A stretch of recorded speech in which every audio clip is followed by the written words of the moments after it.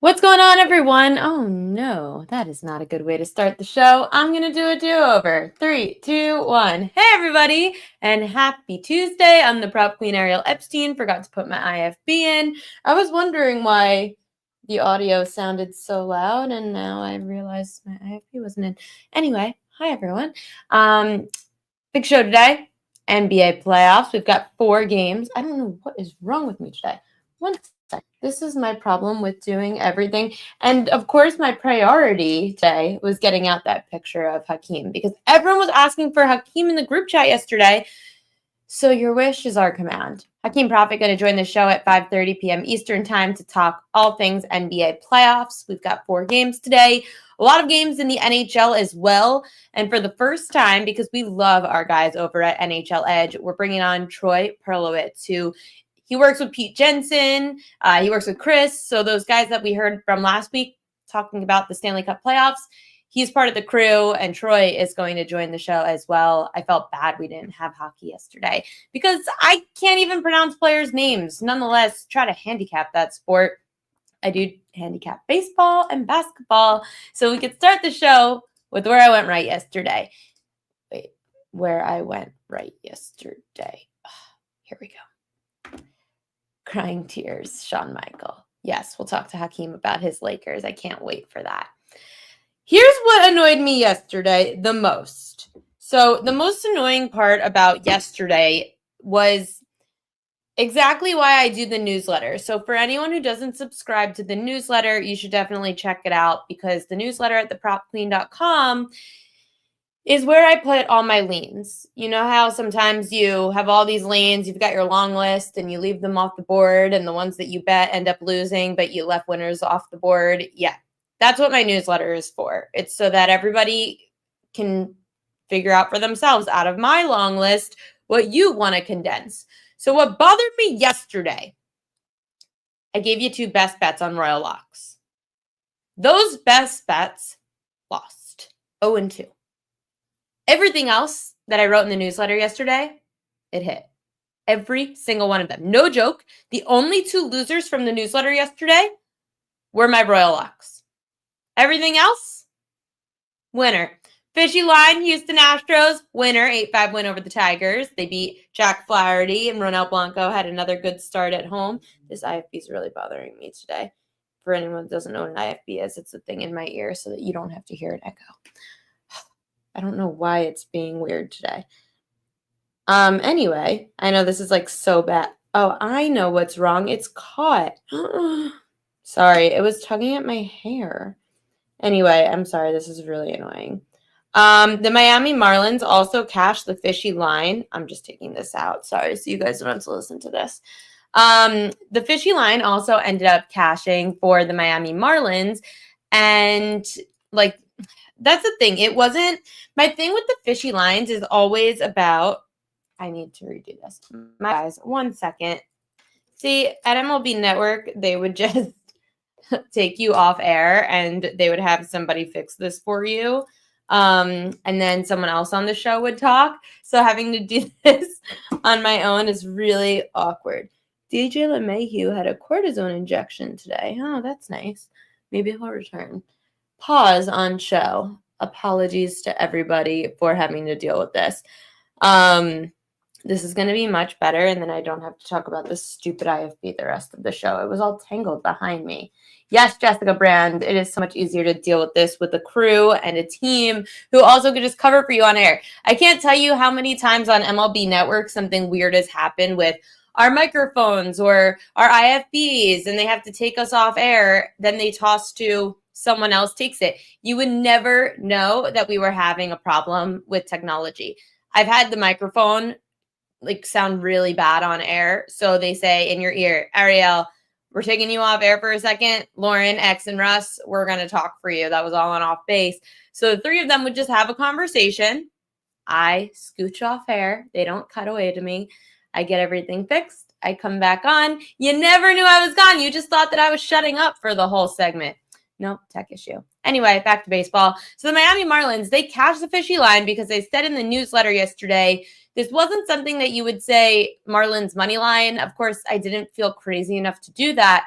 I always like betting a run line when you're getting the price you got on the Marlins at plus 110 on the run line yesterday. I also said in the newsletter, the best way to play it was the team total over. They're still sleeping on the Marlins. On the road, the Marlins are averaging just over 4 runs a game. The Dodgers are allowing just over 4 runs a game at home. It was a good spot for Miami to score runs. I was a little nervous about their starter, Edward Cabrera, but they cash on the run line or on the team total over. Oh, and the Marlins now are 8-3 to the over on the road of their team totals. I'm pretty sure is the stat. Guardians right-hander Gavin Williams went under his 5.5 strikeout prop, fanning just 2 Twins in 2 innings. He only lasted 2 innings. And for anyone that knows on this show that Gavin has like such a soft spot in my heart, I felt terrible for Gavin Williams yesterday. He got lit up. And that's going to actually bring us into a strikeout prop for today as to why there's an edge there for a fishy line, and not a strikeout prop today, but a fishy line includes that game. Cardinals righty Andre Palente went over his 3.5K prop. He had 4. Like I said in the newsletter yesterday at thepropqueen.com, Palente's number was like just too low. Like we didn't want a 4.5. We wanted a 3.5 on Palente, and we got it. It was a little bit of juice, minus 145, and the juice ended up getting more juice by the end of the day. So that one ends up cashing. Red starter Nick Martinez went under his 4.5K prop with 3 strikeouts against the Cards. The Cards just do not strike out. I can't bet anything on the Cards. No, you could bet unders against them. That's what you do, Jock Cup. You bet under K props against the Cards. That's how you bet those games. And then it's kind of like a win-win because you don't want the opposition to have a lot of strikeouts against you anyway. You guys have a low K rate. Where the Prop Queen newsletter went wrong yesterday were my Royal Locks. Sorry, Jessica, I did include you in this. I could X you out of this. I feel bad. But we are about transparency. So yeah, my best bets lost. Royal Locks lost. Ronel Blanco ends up going over by 1 strikeout. He has 6 on the 5.5. And then Dustin May went way under. Like that was a bad call. I said it in the newsletter. I always get burned by Dustin May. Every time. Like this man literally has screwed me over multiple times in strikeout props. And his numbers tell you to bet it. So I'm just betting Dustin May at all the wrong times. Whatever. Anyway, that annoyed me. NBA yesterday. Why does yesterday feel so long ago? I don't know. Yesterday in the NBA, we've got a lot of NBA stuff to prepare you for today because we do have a big slate. I'm trying to think if anything stood out to me in the NBA yesterday. The Cavs Heat game, thank God we stayed away from that. That was an absolute destructive blowout, and the Cavs destroyed Miami 138-83. It was like the largest point differential like in a game, like something like that. I think like a game 4 or something. And then Golden State ends up winning 109-106. So they have a 3-1 lead over the Houston Rockets. That was a crazy game. Jimmy Buckets ends up being the assist leader on the Warriors, unfortunately, in that game. Okay, so coming up now, we haven't had him on the show yet, but we have had a lot of his coworkers on the show. He's coming over from NHL Edge. He's an NHL Edge analyst. And all of you guys know that I do not know anything really about hockey, aside from being able to watch it with people and know what's going on. So Troy Perlowitz joining the show from NHL Edge. What is going on?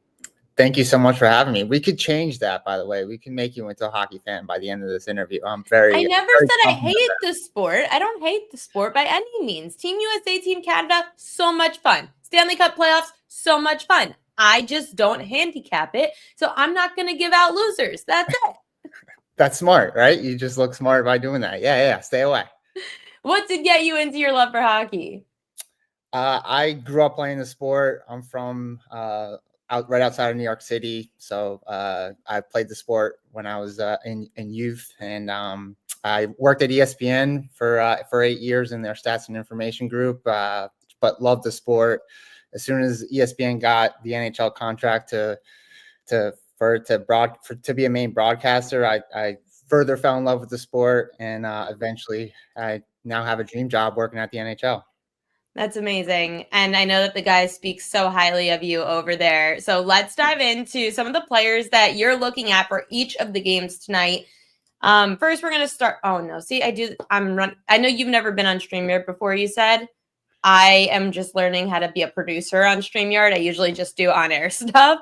But game one, we've got Ottawa and Toronto, and this game's at 7 p.m. Eastern. Toronto has a 3-1 series lead.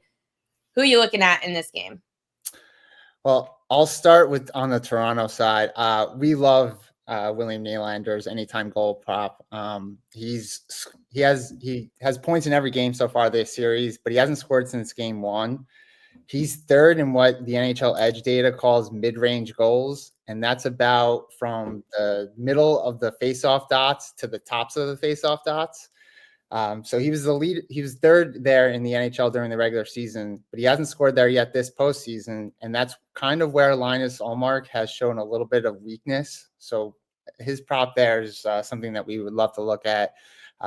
Tim Stützle has we have it's called 5-on-5 offensive zone time percentage. What that means is basically, in layman's terms, when the puck when the time is running and the puck is in the offensive zone, Stützle is there in the offensive zone as well. He ranks second in offensive zone time percentage behind Leon Draisaitl this postseason.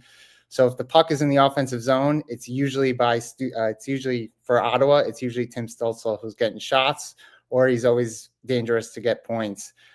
Matty Nyes he's the third that the Maple Leafs will always, their top line, they're very top heavy, the Maple Leafs. So they have a strong first line with Mitch Marner, Austin Matthews, and Matty Nyes is that third. So everyone really likes to look at Austin Matthews and Mitch Marner, and people tend to forget about Matty Nyes. So we really like his options to get points. And then Brady Tkachuk, if Ottawa's going to come back in this series and come back from a 3-1 deficit, or 3-0 deficit, I should say, because they won game 4, it's got to be Brady Tkachuk. He seems to be the motor for Ottawa. If he does well, the team usually does well. Brady Tkachuk he's a beast. He could score from the inside, what we call high danger areas, which is about 30 feet from the goal. He's usually there. You guys all saw him during the Four Nations championship when he's a beast. He's really hard to move out of that area of the ice. But he can also score from the outside. His goal in game 4 was from the outside, from the mid-range area. So he could really dominate from both the inside and the outside. So his anytime goal prop is something we could look at as well. How would you tell bettors to approach any of these series, like the first 2 games tonight that are 3-1? You've got a team that's up by so much. How should bettors maybe approach it more cautiously or differently than usual? Yeah, I would definitely lean on the team that's trailing in the series. They're going to be the desperate hockey team, usually the most desperate hockey team. It's the hardest, the hockey players will tell you, the hardest game to win in any playoff series is always the series clincher. It's just because the other team is just so desperate, right? Like they're just like all of us. They don't want the series to end either. So anyone who's looking to bet on any game or in any series, I would definitely lean to the team that's trailing in the series, because they're going to be the more desperate hockey team. They're the ones who are going to be sending pucks towards the net whenever possible. So that's how I would lean and approach any series when especially in the East, where all the series are down 3-1, and with a chance to continue the series, I would lean towards the teams that are trailing. And that's why we're going to look at the Devils and the Hurricanes, because it's a wonder that this series is still going on. Everyone pretty much assumed the Hurricanes were going to sweep this very banged up Devils team. Who do you like in this matchup? Yeah, I mean, I'm going to maybe contradict myself a little bit. I just think that the Devils were a team that were really built on scoring goals off the rush. They were one of the most dominant teams in the NHL all year on scoring off the rush. And then they lost Jack Hughes in March, and it totally changed their team. They weren't as strong off the rush. They had to kind of change the way they played. They became more of a cycle team, and they're just not a great offense for, when you're set up to score off the rush, to try to dump it in and chase and forecheck. They're just not really built that way. So as you see on the screen, I chose 3 Carolina players. Andrei Svechnikov, he just scored a hat trick in game 4. He's a player who was promoted to the top line with Jackson Blake and Sebastian Aho. Usually doesn't play there. He's usually more of a facilitator, but on that line with Blake and Aho, they're more of the playmakers, and Svechnikov can just shoot the puck. We saw him score two of his 3 goals were from high danger areas on Sunday. His third was an empty netter. So he could score really from anywhere. He's someone that could definitely look at for a chance to score or just get shots on net. Jackson Blake, who's his line mate, is another playmaker, plays very close to the net. He's usually looking for passes from behind the net into the slot area where goals are scored, obviously. Aho, pretty much the same thing. And if the Devils are going to come back, it's got to be Timo Meier. And I'll give you another name, is also Dougie Hamilton. I look at his shots more than anything. And the reason I like that is Carolina announced that Freddie Anderson's not going to play, and it's going to be Kochetkov in net for Carolina tonight. He's a bigger goalie. He's 6'3". He kind of stands at the top of his crease. So he's very good at defending pucks that are shot from close range on him. Longer range gives him a little bit more difficulty. It's hard to see through traffic. And Dougie Hamilton is one of the best in the NHL at getting pucks through traffic. Looking at his shots on goal prop could be something that's very interesting. Jessica asked this question. It's Hall. Again, I'm not even going to pronounce Hakeeem. Nope, Svechnikov. For what would you say? Does that change anything? I'm not even going to ask this question for myself. You can read it. So they were broken up for game 4. The Hall, Kotkaniemi, and Svechnikov line. They were broken up. I don't know. Rod Brendamore likes to change his lines sometimes for no reason at all, sometimes because it dictates the circumstances of the game.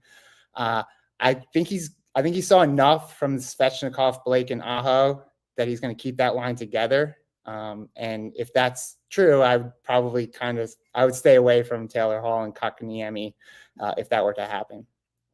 And then Mark asked this question that he keeps getting burned on shots. Guys are getting credited with clear shots on goals, and then they get taken away a few minutes later. Kucherov, Aho, most recently. Why do shots keep getting taken away? So the real answer is that shot attempts, so any sort of those are perimeter players, both Kucherov and Aho. When shots come in from a long range and a long distance, it's possible that our stats crew will look at it and say, well, that really wasn't a shot on net. It was really more of a dump that went into the goalie and played by him, and therefore shots are usually taken away. There's not my department. Don't get mad at me. And not my decision, but people want the explanation for sure, because it gets confusing when you think that you hit a bet and then they tell you never mind. I can understand how frustrating that might be. The shots on goal, it's definitely a murky area. It's not something I've ever I wouldn't advocate to do, but those players in particular, being perimeter players and shooting towards net, it's frustrating. And there's losers all the time, right? Damn, that stinks. I didn't realize that it was like the NBA in that way, where you could get that stinks. I feel bad for you, Mark. I am very sorry for you. Yeah, you have my sympathy. I just, sorry. Vegas just loves to burn us, but maybe Vegas will help some people make some money tonight with the Golden Knights playing the Wild. This one is a series split at 2 apiece. What are you looking at for this matchup? I really like Tomas Hertl for a point or a shot on goal tonight. He's one of Vegas's best players, because I hope don't feel like a broken record, but much like Andrei Svechnikov, Hertl is a massive human being who likes to park in front of that net and have his teammates or his line mates pass it to him and knock in shots, get rebounds, and score goals. He had 32 of them this year, and 14 of them were on the power play.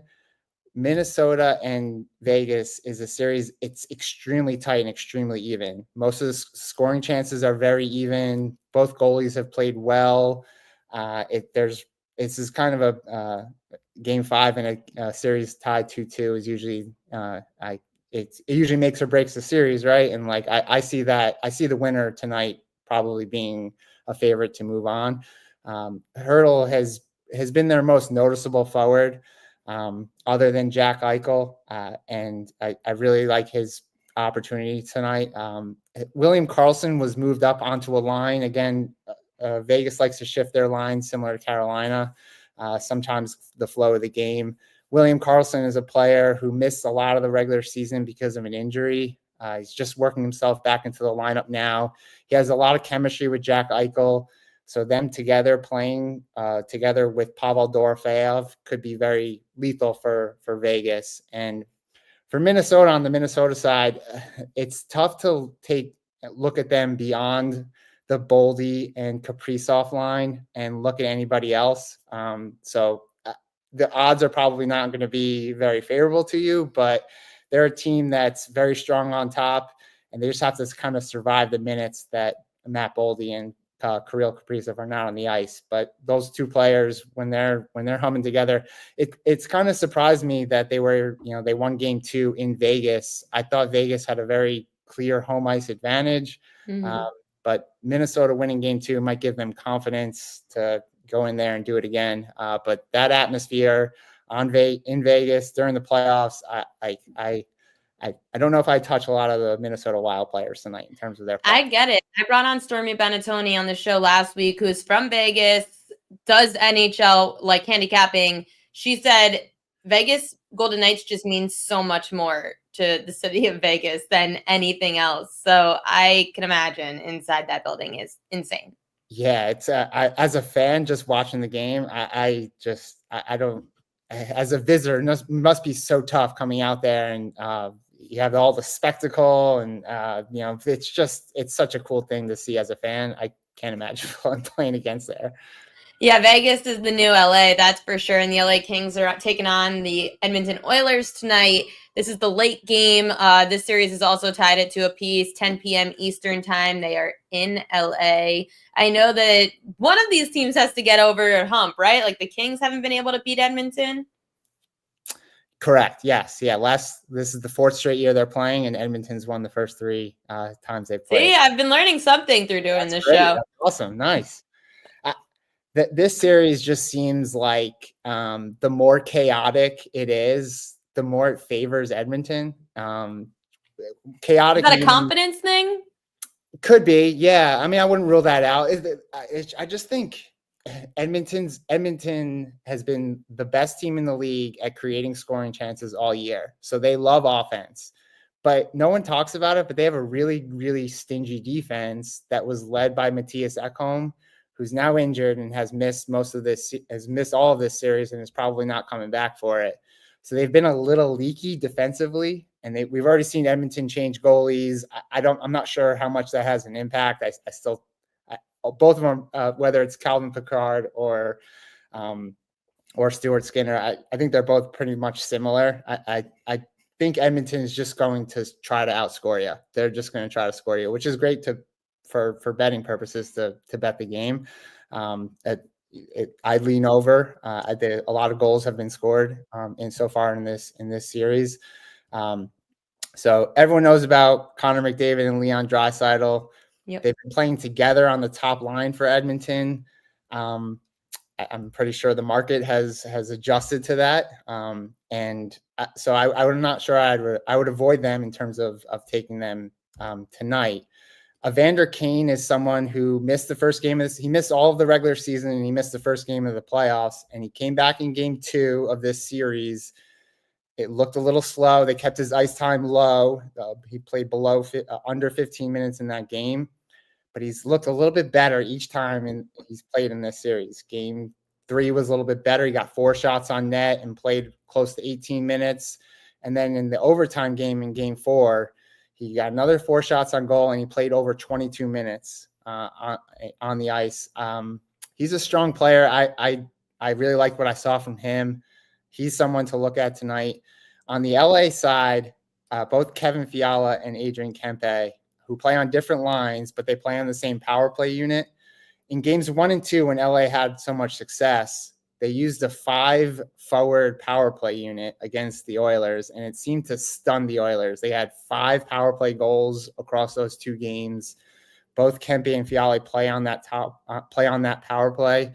I look at them tonight, back on home ice where they've been a dominant team, to try to the LA can't lose on home ice. If they lose on home ice, the series is over. So for a 2-2 series, we talked about desperation teams. It's the Kings tonight who have to play the more desperate hockey. They were leading by 2 goals in Game 4 against the Oilers. It seemed like they took their foot off the gas pedal, and you can't do that against the Oilers. There's just way too much firepower to do that. If they do that tonight, they might be cooked. Wow. I mean, listen, it's like looking back at the Yankees and Red Sox when the Red Sox, like it was who's your daddy chance. This seems the same way with Edmonton and the Los Angeles Kings. Just a few minutes left, and everyone should follow Troy at Troy_Perl, Perl, right? That's your handle on X. You got it. Everyone should go give him a follow. Conn Smythe is interesting. You see these lines constantly changing. I've never seen a futures market change so quickly because of one win and one loss with all these teams. Where do you see the value for Conn Smythe? So I think the players, so with the Conn Smythe, you're looking for players who you think would move on to the end and probably win the Stanley Cup or at least get there. We saw a Conn Smythe winner last year on the losing team with Connor McDavid, which crazy rarely happens. So I look at two players on the Colorado Avalanche who are now trailing in their series 3-2, who probably have a good odds now, would be Nathan MacKinnon and Cale Makar. Those 2 players you got to think if Colorado is going to come back in their series, that series is also really super tight. They have the same amount of high danger shots on goal. Those 2 teams, expected goals is pretty even. That's a series where I would think that Game 7 is going to happen. In that series, I would certainly look at either Makar or McKinnon for the Conn Smythe. The favorite is Sergei Bobrovsky from the Panthers. Florida just took a 3-1 series lead last night. Bobrovsky probably should have won it last year, but they gave it to McDavid, even on a losing team. He seems hungry. You tend to look at goaltenders. I'll give you one more name who's, speaking of goaltenders, Connor Hellebuck has not played well at all for the Winnipeg Jets. They're 2-2 in their series, and Game 5 isn't until tomorrow. But Connor Hellebuck has been the best goalie in the league by far. He's going to win the Vezina. He's been great during the regular season. He hasn't played well at all in the playoffs. Going back 2 years ago, last year, has not played well at all. I don't necessarily think his defense has given him a lot of help in front of him, but he's probably way down on the odds list in terms of value for the Conn Smythe. Winnipeg, President's Trophy winner, they're still a really good team. If they come back in this series, you got to think that Connor Hellebuck has to play really well, and therefore he might be a contender for the Conn Smythe. This has all been awesome. I'm so glad that you joined us today. Troy Perlowitz joining us last minute, by the way. I spoke to him at like 1 p.m. Eastern time. Said, hey, can you please hop on? Pete and Chris say the greatest things about you. Follow him at Troy_Perl, NHL Edge Analyst, Troy Perlowitz. Thank you so much. And good luck with everything tonight. Speak to you soon. Big thrill for me. I'm a big fan. So thank you. Thank you so much for having me. Of course. We'll have you on again soon. Sounds great. Figure this. Nope. See, I do this every time. The guests shouldn't have to pop back in when I try to get them out. Anyway, you all know who my next guest is because I wasn't sure if he was going to come on today. I actually wasn't sure if he was going to come on for the rest of the season. I had to give him a little crap, though. And here's why. What would you say is your favorite, whether it's a series price, a future, going into this first round of the playoffs? Well, I already bet. I mean, it's probably pretty popular, but I did bet the Lakers to win. Oh, no. We're not doing this. Oh, no, Mr. Lakers homer. I am not having this nonsense on the show. Absolutely not. We are not giving out Lakers, Hakeem. Joining the show, my great friend Hakeem Prophet. What's up? Of course, I'm going to join the show. I don't run. It's okay. Hey, and the series You're is getting not over so yet, much too. heat ready. You're ready. Was it Shawn Michael who There's been was a few asked? people. This was the first question from Shawn Michael. Who is more likely to cry after their next loss, the Bucks owner or Hakeem with the Lakers? You know what? At this point, the writing's on the wall kind of a deal. I mean, it's not like I had super big expectations. I thought that they could win, of course. I'm not gonna cry. I'll be all right. No. What's the future of the Lakers looking like? I mean, the future is looking up. It's looking amazing. It would have Yeah, probably looked a little better right now if we had a center, if the trade went through, but we'll get one.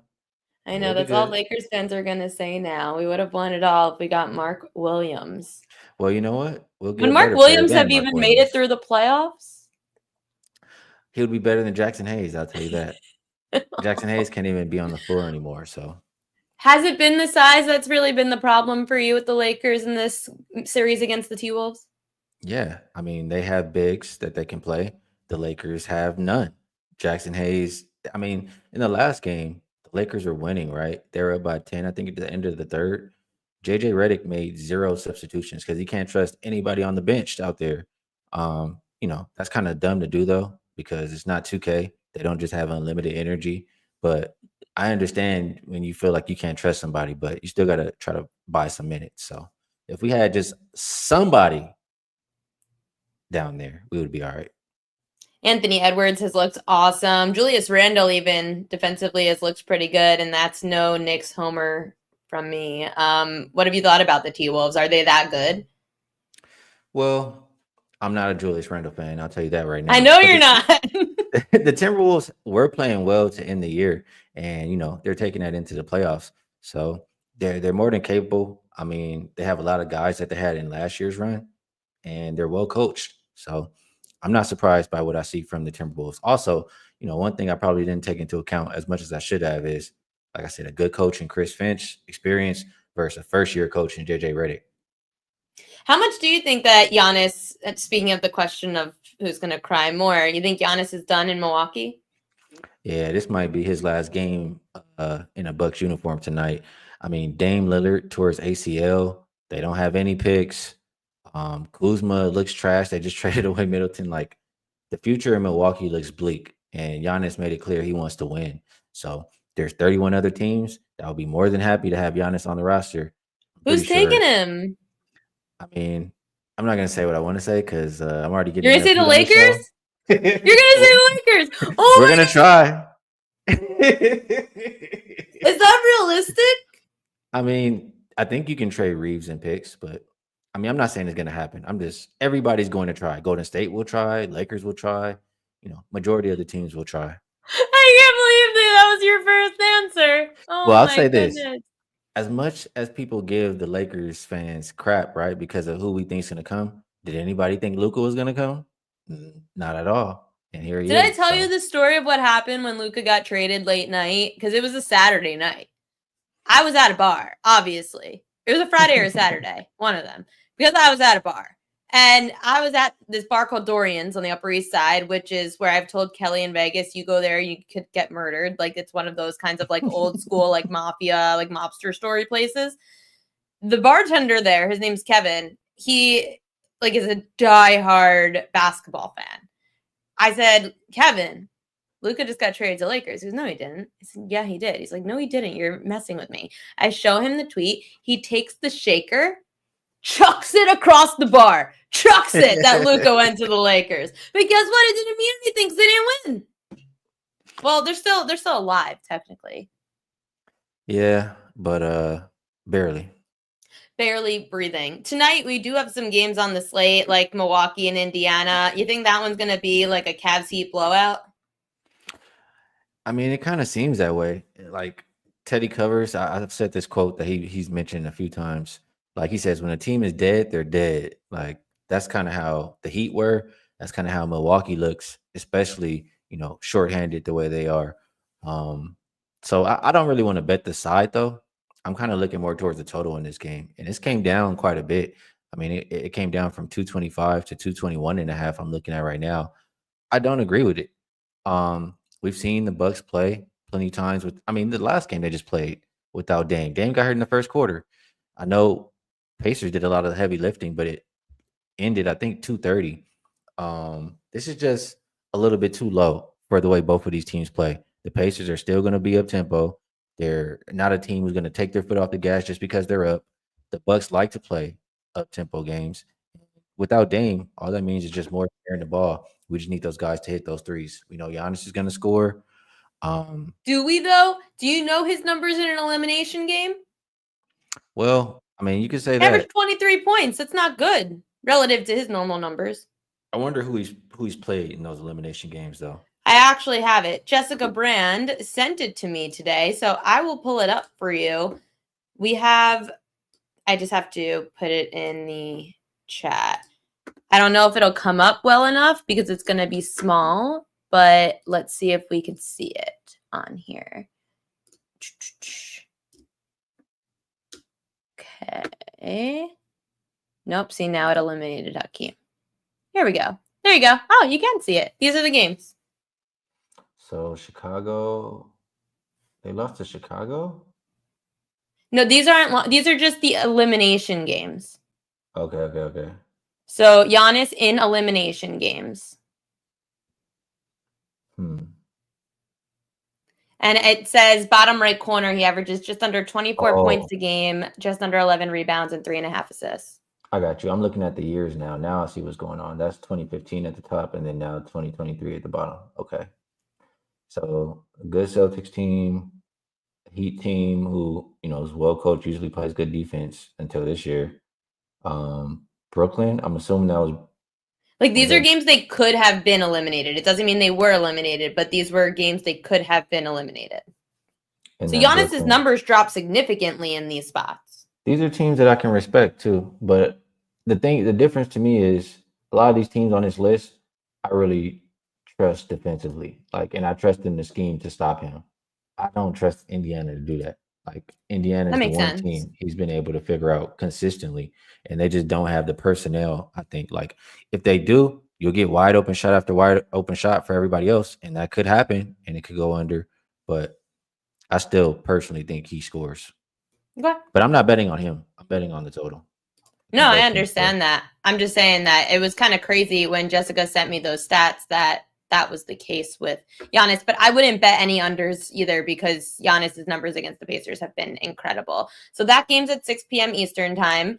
Then we've got the Knicks with a chance to clinch the series against the Pistons at the Garden. And that makes me nervous. That Garden's going to be pumping. It's going to be awesome. I'm not going within 20 blocks of Madison Square Garden in New York City today because the place is going to be a madhouse, which is what scares me, Hakeem. The Knicks choke. Well, the thing they have going for them this time is they're clearly, the more experienced and better team. Detroit has Cade, but it's a lot of guys on that New York roster who've been here and done this. And so because of that, we've seen them flex a couple times in the series where Detroit has gotten out to good starts and New York is they put their foot on the gas and go 21-0 run or whatever it may be. I think that they can do something like that and still win this game. I don't necessarily think they can cover or think they will cover. Not that they can't cover. I don't think they will because at the end of the last game, and a couple of these games have been close, but the end of the last game was a controversial foul call, kind of screwed Detroit. So because of that, I think Detroit gets a friendlier whistle in this game. So if I'm betting the side, I would prefer the plus 5.5 points, but I bet the total. If I'm liking Detroit, it's not because I think they're getting a whole lot of stops, because I think they're going to score. And, the defense, it hasn't been the greatest. When this series opened up, the total was 222. The opener for this game was 213. Now it's starting to move back up. I'm seeing some 215.5s out there, but I just think it got too low. Over 214.5 is my bet for this game. Okay. So it likes the over again in this one. Then you've got Magic and Celtics. Celtics laying 11.5 with a total of 199. That is crazy. We're seeing a total below 200 in the NBA playoffs. Nonetheless, just in the NBA in general, to see a total under 200. And then, of course, laying double digits. How do you approach that in potential, that's an elimination game as well, right? It is. Yeah, 3-1 in TD Garden. So It doesn't surprise me to see that for Orlando because that's kind of how Orlando plays. They play slow, more defensive, don't have a whole lot of guys who shoot that well from the perimeter. Boston also playing, I think, at the slowest pace in the league this year. So I understand why the number is what it is. I think it's a little more interesting that the more you get, like the first half is more shaded. I think it's 102.5. The first quarter was like 51.5, something like that. So they're expecting points early. And I agree. I mean, that's what we saw the past two games. Really high scoring first quarters. And as the game goes on, they slow it down. You see some more defense. And just especially in the elimination game, too, just between that and the profile of both of these teams, I don't want to be on it for the full game. So I took first quarter over 51. And for the full game wager, I'll go with the side. I just think that it's a little bit too many points for a Boston team who you have a Tatum with a little bit of a ginger wrist. Jaylen Brown is banged up. Holiday, their best perimeter defenders, out. Boston just has to win the game. And the past three games, if you give Orlando 11.5 points, they've covered every single one. They may not be good enough to win, but they'll fight and they'll play to the very last second on the clock. So Orlando plus 11.5, first quarter over 51. Those are in my pocket. Okay. Last one, Clippers, Nuggets. Have you figured out this series yet? Figured out? I don't want to say that. I mean, it's kind of tough. I mean, as much as I like the Clippers going into it, the Nuggets are putting up a fight. They're not laying down dead like Miami essentially did. Well, I'll tell you this. First thing that stands out to me when I looked at this game is you have a series that's tied. It's the only one, not elimination game, and the road team is the favorite. You don't see that too often. I think they're the favorite for a reason. So when I think about that, I mean, it's kind of the same as my handicap before the series started. The more the series goes on, I mean, coaching only becomes more important, right? Nuggets only have an interim head coach, and Ty Lue's a pretty good head coach on the other side. So I think the Clippers will have the advantage in, making the better adjustments. Yes, you have Jokic, who will be the best player on the court, but I think the rest of the players for the Clippers, like the team as a whole, I think is better for the Clippers. You look at the starting five for the Nuggets, they've been leaning on them really heavy. 4 of the 5 starters have played 40-plus minutes every game. The only ones who haven't is MPJ, Russell Westbrook, because those guys have been banged up and injured. So they're, I want to say tired, but I mean, it's going to weigh on them, all these minutes they've been playing versus a Clippers team who is deeper. They're healthy. I just feel like they're fresher. I like the Clippers. Okay. I can go with that. I like the Clippers, but it's just because I just want the Clippers to finally do it. Get over the hump. Win something. Go further. I feel like they have the best chance against Oklahoma City, too. I would like to see a good Western Conference Finals between those two. For the record, too, I always trash the Clippers. I always say they're never going to do anything. I'm usually right. Because you're a LeBron guy, so why would you be a Kawhi guy? I mean, I'm a realist. And I do also hate the Clippers just for other reasons. But my point is, this season I've been saying they look a lot better. And I think that they, I'm not saying the Clippers going to clip until, I think that they can make some noise. That's what I'm saying. So do I. Tough defensive team, and I love Norman Powell. I always do this segment by myself, but I'm going to bring you along for this segment. I call it propaganda, which is going to be funny when you see the effects that it goes with. But anyway, it's when I show BetMGM's most bet on props for each game of the night. I want you to tell me where the public is definitely wrong on each game, okay? All right. This is propaganda.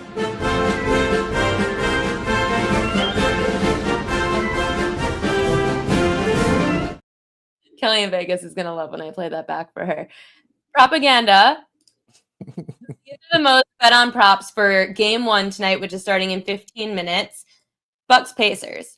This is the top 5 most bet on props at BetMGM for this game. Where is the public completely wrong? Where are they completely wrong? Well, I could see a night where Giannis gets all the points and nobody else is hitting the shots that he's dishing it out. So I'll say the most juiced one on the list, over 6.5 assists. I think that one could be wrong. Okay. I love how Jessica said this. Propaganda today. Propaganda. Pistons, Knicks. These are the top 5 most bet on props. Where's the public wrong? Rebounds, a lot of rebounds. This is a tough one. I mean, I'll just take the easy way out because it's a tough one. I'll say Cat first field goal. He's very likely to not hit. That's funny. No, I get it. Especially, listen, people think that like if you win opening tip, but like Jalen Brunson for me. But Cat has a good payout at plus 725. But Brunson is always the guy at the Garden. Like, would you be looking at Brunson over points tonight, Hakeem? Yeah, I mean, Brunson has been consistently good in the playoffs. I want to say he's been good every time versus Detroit too. Right. And at home, nonetheless, his points prop right now is 29.5. Yeah, I'm not fading Brunson's points at all. I definitely would look at his points if, over anything really. That's like a go-to. Next game, Celtics, Magic. These are the top 5 most bet on props. Where's the public wrong? Where's the public wrong here? I could see, I mean, I don't like, wow, this is interesting. So the public is betting under on Jaylen Brown's rebounds, but they're betting over on his PRA and under on his rebounds and assists. This is Probably confusing because me. I guess they like him to score. Okay, they like him to score, but not do. So I think the public is wrong on PRA then. I mean, Who's scoring for the Celtics? it could be anybody. I mean, it could be Derek White hitting 3 after 3 after 3. That's the thing about the Celtics. It could be anybody, any night.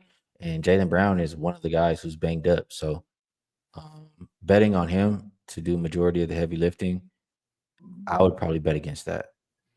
Would you tell people to stay away from Tatum because of the wrist injury?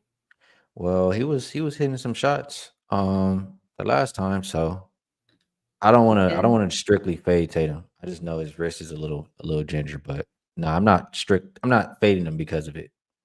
So Tatum's wrist is like Brunson's ankle. Did you see that meme, by the way, where they had like all these different feet in a locker room, and they showed like when Jalen Brunson walks into the Knicks locker room? You didn't see that? Oh, I wish I saved it. It was so funny. It basically just was a picture of Jalen Brunson walking into the Knicks locker room. There was like 5 shelves of just like feet. It was like, pick one. That's Jalen Brunson, who is literally about to die every other quarter, but he still survives and is the best player on the floor.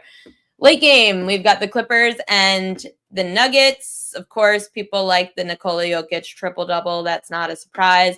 Where's the public wrong in this game? Look at our guy Zubats. We love him. Yeah, I love Zubac. I think he's gonna have a lot of rebounds because I think he has to play a lot of minutes because you have to match his minutes with Jokic minutes. So I think they're right on Zubac. Process of elimination here. Chris Dunn, I don't really feel strong either way. I thought Chris Dunn was a weird one that public was liking. It is. The other ones I can 100% see. I can see a world where, like, this is the thing. It's gonna be some kind of adjustment. Maybe they don't help so much on Jokic, and that hurts his assist. And maybe I'll go with that. I'll go with number 4. That's where they're wrong. I like it. It was funny that on what was the last Knicks game? Sunday, every one of those for propaganda for the Knicks Pistons game, BetMGM swept the whole board. The public got all of the top 5 wrong. Everything. Knicks Pistons swept them. It was great to see. You want the public to die, huh? Okay. That's what Fishy Lines is all about, Hakeem. Listen, the Lakers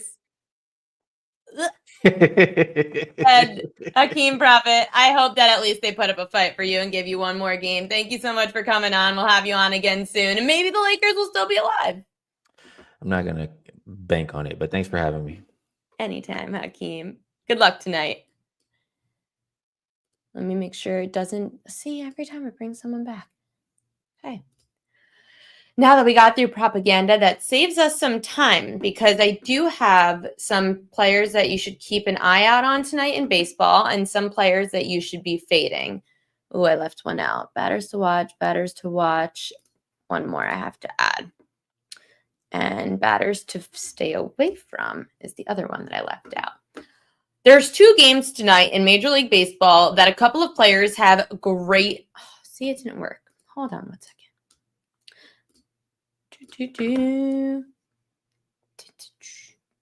Okay, now we got it.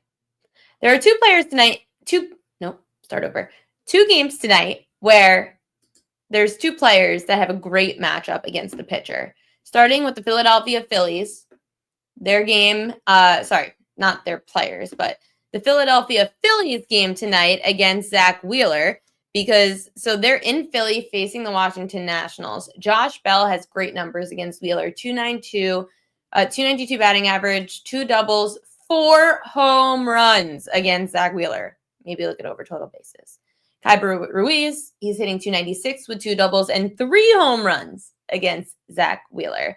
So these are 2 players to definitely keep a close eye on tonight in this game in Philadelphia. I'm sure you get pretty good value on the Washington Nationals players in this spot. Late night, you've got the Dodgers and the Marlins. I'm expecting runs again, or I'm expecting a Dodgers more win. It was 7-6 last night. The Dodgers at home probably dominate, especially with Sandy Alcantara on the mound. Look at these 2. Mookie Betts, 462 with a double and 2 homers against Alcantara. Max Muncy, 353 with a double and 2 homers against Alcantara. So those are some Dodgers players who are at home tonight that you should get a look at. Tonight's game has been postponed. I think it's Minnesota, Cleveland. Nope, St. Louis. So St. Louis Cardinals have postponed their game tonight. It'll be a doubleheader tomorrow starting at 11:40 a.m. Second game will be at 5:40 p.m. The Reds just announced it. Did I have a play in that game? Now I'm trying to remember if I have anything in that game. Cincinnati and... Oh, well, obviously it's off the board. Duh. The newsletter already went out today, so that's not my problem. I feel like I might have had a strikeout prop in that game. Yes, I did. The Brady Singer under. Okay, I wasn't that in love with that anyway, so that's not a big deal. So that game got moved, and I'm pretty sure that weather might not be looking too hot in Cleveland. I feel like I saw an update on that. Guardians announced that first pitch has been delayed due to impending weather conditions. It's not raining yet, but they are putting the tarp on the field. So that game's still happening, and that game is a game that I need to talk about in Fishy Lines. But before I get to that, there are 2 players to stay away from tonight, and you are going to be surprised. Aaron Judge is one of them. 1 for 11 with 4 strikeouts against Kyle Gibson. Not saying to bet unders. Aaron Judge is on absolute fire right now. The man can't hit. He hits everything. There is nothing he can't hit. He's just 1 for 11 with 4 Ks against Kyle Gibson. So I would be a little weary of that. Kyle Tucker, 1 for 13 with a homer against Andrew Heaney. So these are 2 players that are big names that maybe it's not the best night to be betting overs on them. 2 games tonight for Fishy Lines.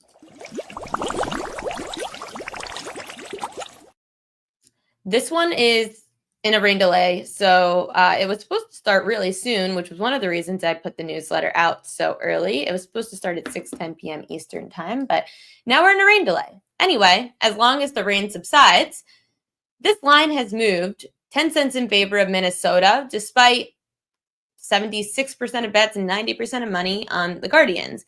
Not really much of a surprise considering the Guardians have Tanner Bybee on the mound, who's been pitching pretty well, but a little on and off. Chris Paddock, he's typically been a fade, but Paddock's actually been good. He owns a 2.40 ERA in his last 3 starts. His lone start against the Guardians, he allowed 2 runs in a career best 8 innings. As for the Twins, so they beat the Guardians yesterday 11-1.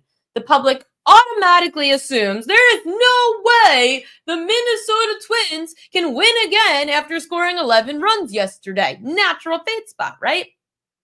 Well, the line's telling us otherwise. The Twins have won 6 of their last 7 games, outscoring teams 42-14. The Twins are batting .304 in that span, averaging just over 6 runs a game. Byron Buxton, Carlos Correa, they are hot right now. And the opposite could be said for the Guardians, who have been outscored 40-13 in their last 4 or 5 games. They've lost them, 4 of the 5. Bibee, even though he's a 1.69 ERA in his wins, he's got an ERA just above a 12 in his losses. Gavin Williams only went 2 innings for the Guardians yesterday. They had to go to the bullpen. You already are down a couple arms. Paul Sewald is injured. Jacob Junis, who's your bulk innings guy, he's probably unavailable tonight. Not looking great for the Guardians tonight. Remember, fishy lines is either stay away from the public side or bet the dog. So either betting the Twins or staying away. In this next fishy line, this doesn't have anything to do with the actually, no, this is one with the dogs. Yesterday was a day that we bet the favorite, but it went in favor of Houston and that cash. Anyway, sometimes the line does move in favor of a favorite despite the public being on the dog. In this case, that's not what's happening. The line is moving against the ace of the Red Sox, Garrett Crochet, by 10 cents. Despite the public being on, of course, Crochet, Toronto is throwing a pitcher, unless you follow baseball, you probably don't know about him, Francis. The Sharps love attacking splits. That's what we're seeing in this spot. Even though it is Garrett Crochet on the mound, he's coming off his probably worst start of the season. The Blue Jays' OPS versus lefties is 193 points higher than their OPS against righties. Francis also allowed just 4 hits in 12 scoreless innings in 2 starts against Boston last year.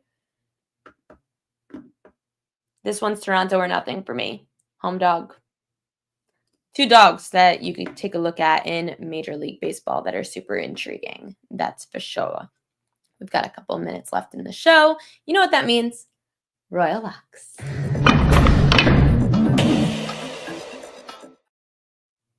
Royal Locks. 2 strikeout props. Go figure. First is Kansas City's righty Michael Lorenzen under 4.5 Ks. This one is in Tampa Bay. Lorenzen's faced 2 lineups with low strikeout rates this year. He had 3 strikeouts against Minnesota and 3 strikeouts against Detroit. Going back to last year, Lorenzen faced 6 teams with low K rates, and he went under in all but one of those. Or, no, excuse me. He faced 6 teams with low K rates. Lorenzen went under in all of them. Righty starters, 7-13 over under their K prop, averaging just under 4 strikeouts a game against Tampa Bay this year. Even last season, Lorenzen struck out just 4 Tampa Bay Rays, and last year the Rays were averaging 2 strikeouts more per game against righties. So I would take the under on Lorenzen. Logan Webb, he always scares me. I was very nervous about this. However, Webb's numbers are always like spot on, 5.5. He's always 5 or 6. I'm doing this because he's up against the Padres. Last year, in 4 starts against the Padres, Webb never went over 5.5 Ks. He had 5, 3, 3, and 4. I usually would tell you, oh, be careful, but because of that history with San Diego, I would take the under. Now, last year, he averaged just over 4 strikeouts in 10 starts against low K rate teams, Webb. Righty starters, 8-10 over under their K prop, averaging just over 4 strikeouts a game against the Padres. It's one of the lowest in baseball. You are probably going to hate yourself the entire time you watch that prop. You are going to sweat it out. Or you could be like me. I promise you, I will not be watching. I'm going to bed because that game, of course, is at 10 p.m. Eastern. I'm going to bed. I'm going to wake up in the morning and either my day is going to start really good or it's going to start really bad and annoyed. Unless Lorenzen hits. Then I could go to bed thinking, okay, at least I could go 1-1. Logan Webb has a very good chance of helping me wake up really happy tomorrow or really mad and frustrated. I hope you guys all wake up really happy tomorrow, and I hope you guys all go to bed feeling good about yourselves and as winners. We had a lot of great info on the show. Make sure to subscribe to the YouTube channel if you're watching, or just go to Prop Queen Sports on YouTube. Please subscribe to it. It would mean a lot to me. You could go back on YouTube, watch all these shows as well. If you did miss, because right now I see there's over 1,000 of you in here. When we had our NHL guest, Troy, on the show around 5:10 p.m. Eastern time, he gave out players to look at in props for every single hockey game tonight. Go check that out on the YouTube channel by subscribing. And we also had Hakeem Profit give out plays for every NBA game tonight. Jessica said, hit the bell for the channel too. Helps a ton. Thank you. See, hit the bell for the channel. Subscribe to the channel, please. Thank you. I work really hard to give you guys winners. Subscribe to the newsletter as well. Thoughts on parlaying props? Don't do it. Unless my friend Andy Lang has a good method on that. I'm going to bring Andy Lang back on and he could give a little lesson on parlaying props. He's the only person who I know that does a good job and is super profitable with it. NBA, NHL, Major League Baseball. It's all going on tonight. Tomorrow, we're actually going to talk some Kentucky Derby. So we've got that going too. Thanks for joining me on the Prop Queen Pod. I'm the Prop Queen Ariel Epstein. Subscribe to the YouTube page, and I'll see you tomorrow.